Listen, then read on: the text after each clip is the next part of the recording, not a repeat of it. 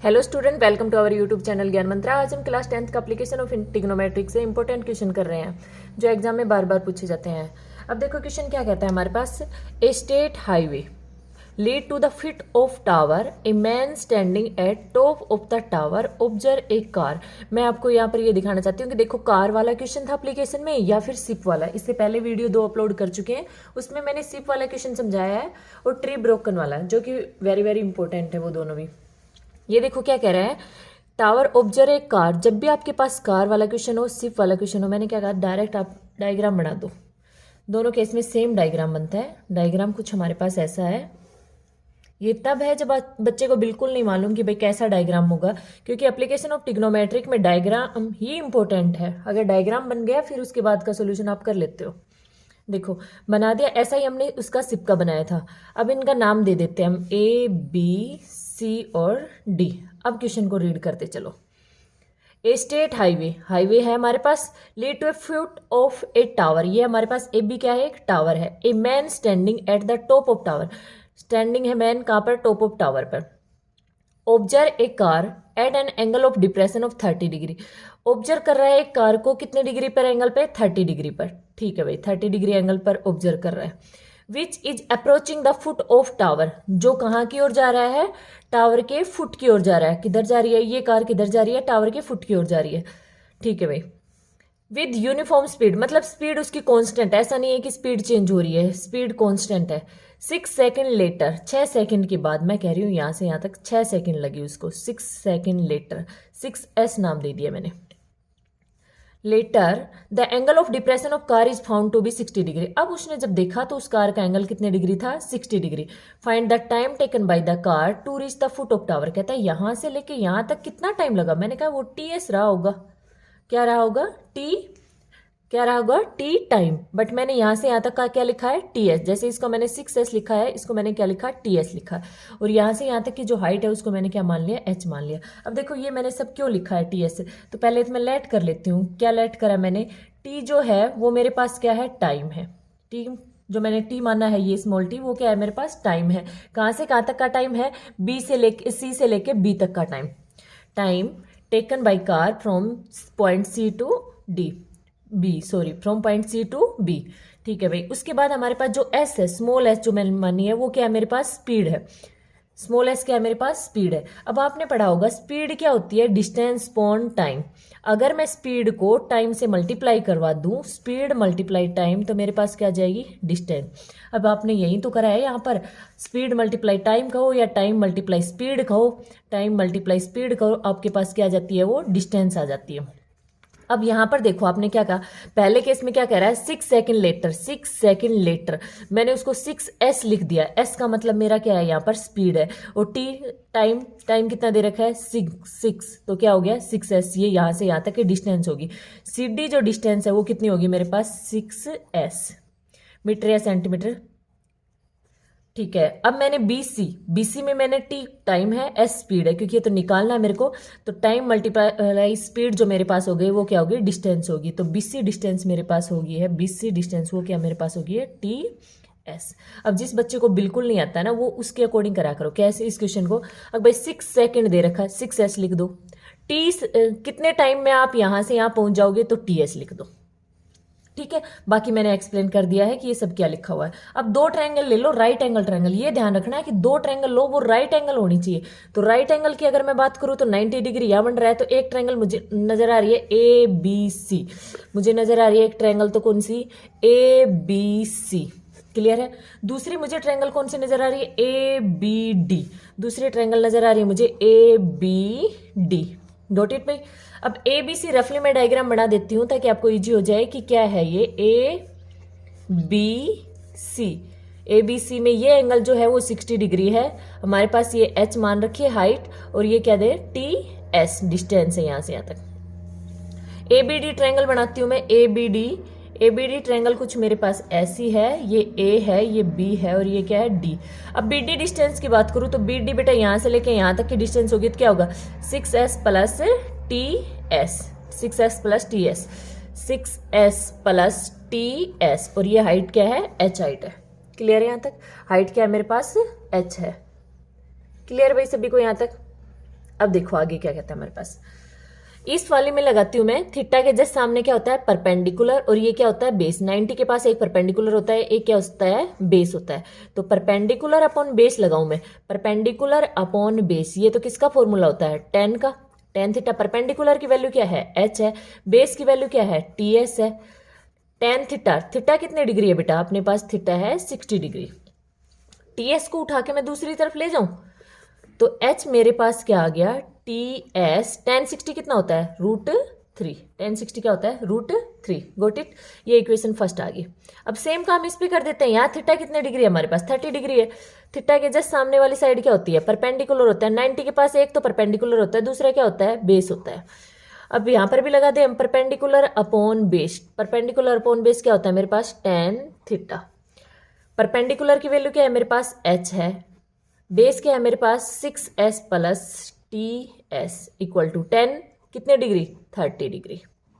10 30 कितना होता है 1/√3। इसको मैं उधर लेके जाऊं तो h की वैल्यू मेरे पास क्या हो गई है 6s plus T S into 10 30 कितना होता है बेटा 1/√3। क्लियर है यहाँ तक। मैं इस इक्वेशन को सेकंड नाम दे देती हूँ। अब फर्स्ट और सेकंड से हम क्या देखते हैं, लेफ्ट हैंड साइड दोनों की इक्वल है तो राइट हैंड साइड भी इक्वल रहेगी। From equation first and second, from equation first and second. दूसरे वर्डों में आप ये भी कह सकते हो कि पहली इक्वेशन से h की वैल्यू उठा के दूसरी में रख रहे हैं, पहली इक्वेशन से h की वैल्यू उठा रहे हैं और कहाँ रख रहे हैं दूसरी में रख रहे हैं।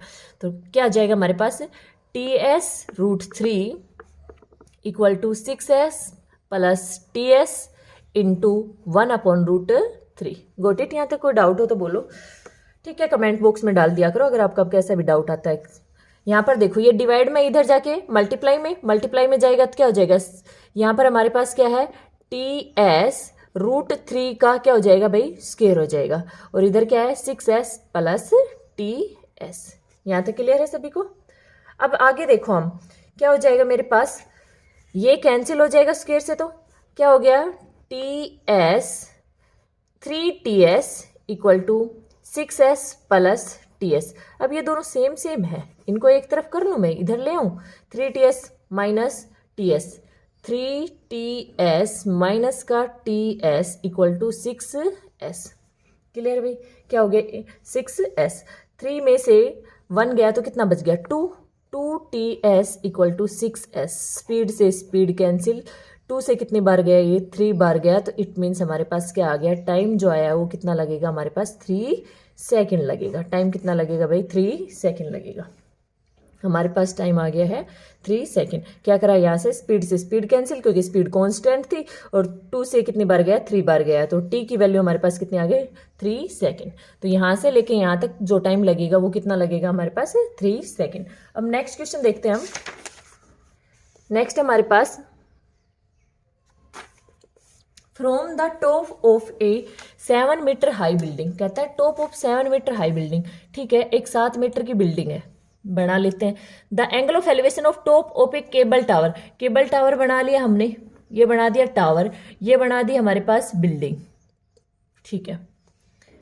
अगर ऐसा बोला जाए ना मल्टी बिल्डिंग, तो बिल्डिंग बड़ी होती है। अगर मल्टी बिल्डिंग बोला जाता है कि बिल्डिंग के ऊपर बिल्डिंग है हमारे पास, तो बिल्डिंग को बढ़ा लेते हैं। यहाँ हमने इसको क्या लिया है, ये हमारे पास है टावर, और ये हमने क्या माना है, ये माना है बिल्डिंग, ठीक है। अब आगे देखो जैसा बोल रहा है वैसे वैसे देखते हैं।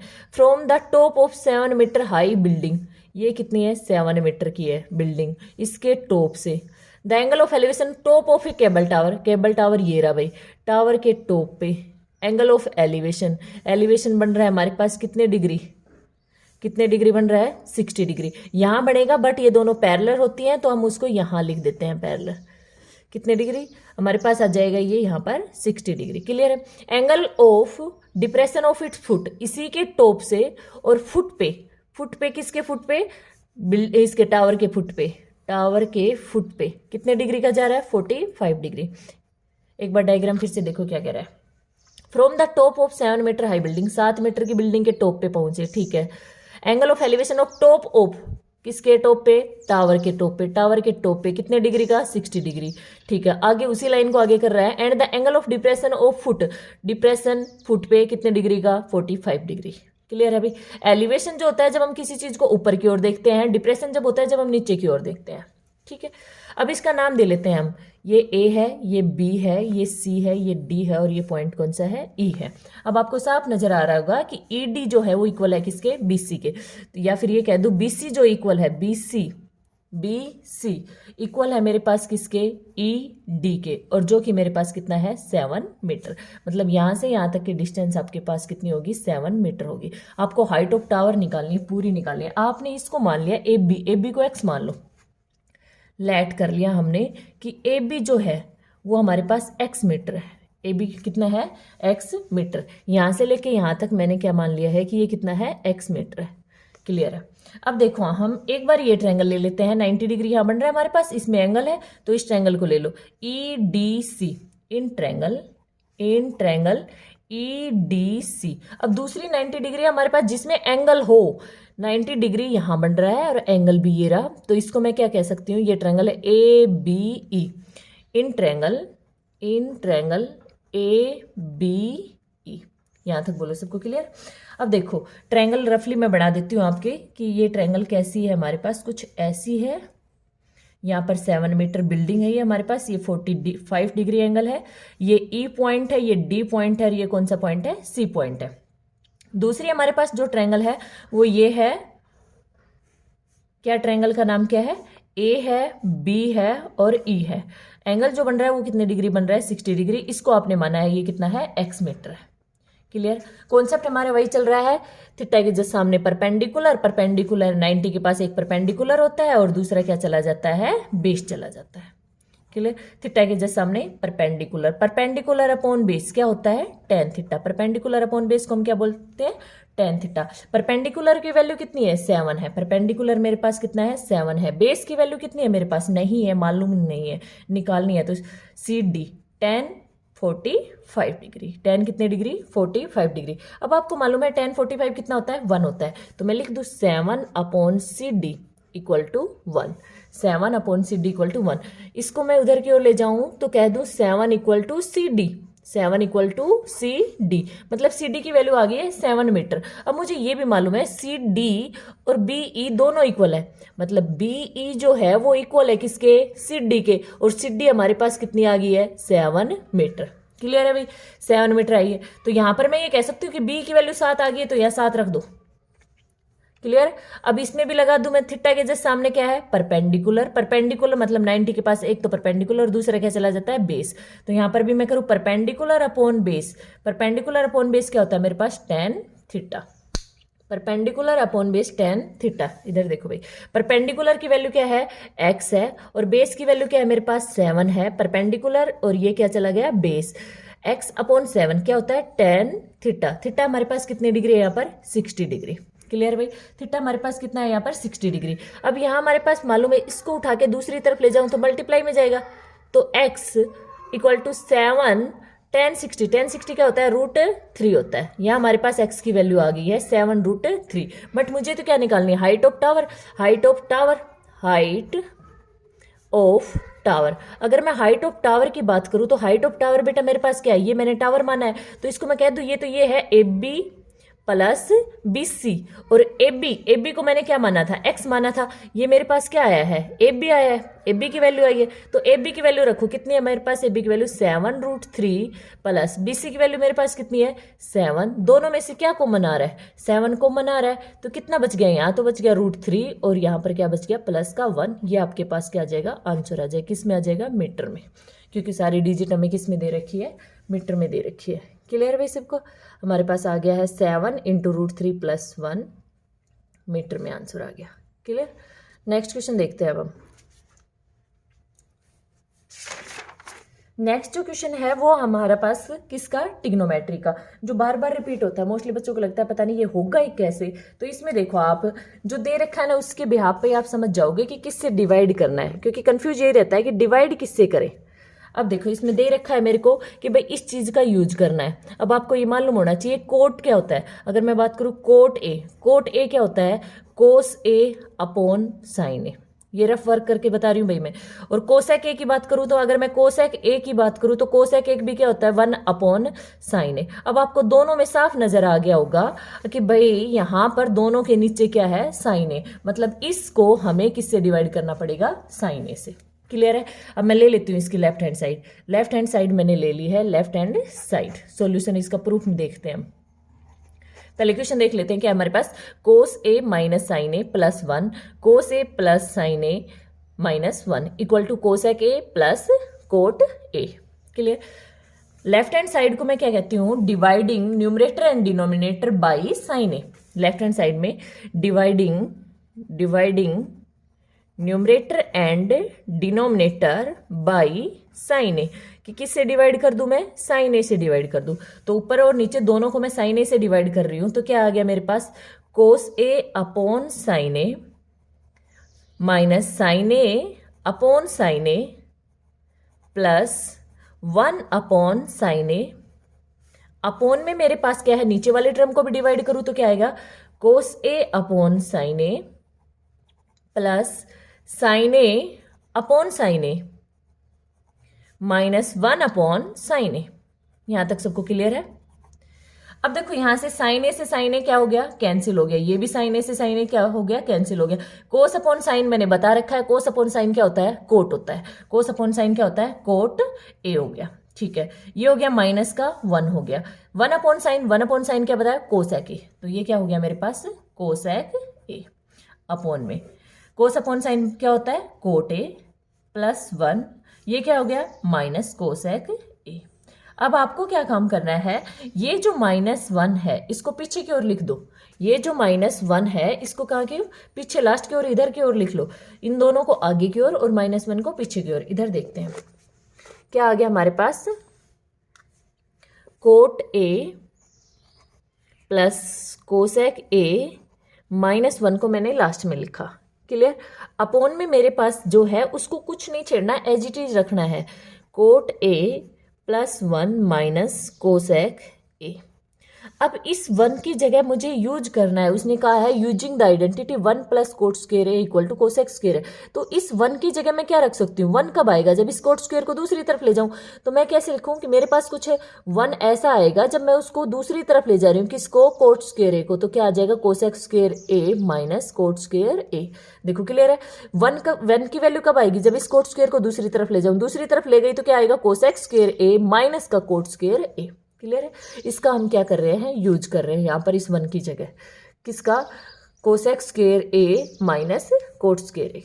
क्लियर है कि 1 की वैल्यू हमारे पास क्या आ गई, cosec square A minus cot square A. रखो भाई इसका, तो क्या आ गया हमारे पास, cot A plus cosec A minus cosec A square A minus cot square A. मैंने क्या कहा था, नीचे कुछ चेंजमेंट नहीं करना है, नीचे सिर्फ आपको एक बार करना है, क्या, डिवाइड करना है। नीचे सिर्फ एक बार डिवाइड करना है, किससे, साइन से। उसके बाद आपको कुछ नहीं करना, वैसा वैसा चलाना है। नीचे क्या हमारे पास लिख दो, coat A plus 1 minus cosec A.